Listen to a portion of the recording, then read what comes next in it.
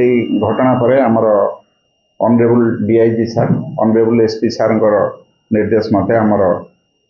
किसी टीम गठन हो विभिन्न जगह रेड अद्यावधि जारी रही। यही समय मध्य आम 4 जन अभियुक्त को विभिन्न फुटेज को आधार करके 4 जन अभियुक्त को गिरफ्त कर सफल हुई। कौन थी खाली घटना कौन थी आमर पंतुरी फार्म हाउस एक्स एमएलए ये खाली सोशल मीडिया सेल खाली गोटे गेट टुगेदर प्रोग्राम थिला एवं से रास्ता रे जाउथबा किछि ये ग्रामवासी एवं ये भितर जुक्ति तर्क होगी या गोटे पर यह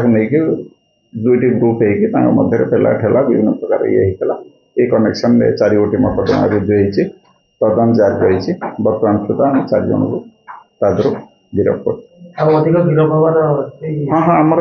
अद्यावधि रेड जारी रही। आम आधे 2 गोटी ग्रुप गोटे आमर मान्यवर ex MLA social media cell जो थिला जो ये जो गेट टुगेदर थिला से संक्रांत में पुलिस से घटना उपर पुलिस गोटे एफआईआर निज तरफ रन अप कर एफआईआर को भित्ति कर 4 जन अटक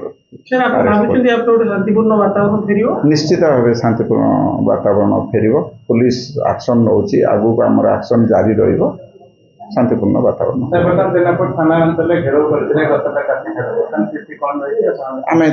बर्तमान कथबार्ता जारी रखीचु आम जेहेतु एक्शन नौ आम अनुरोध करूँ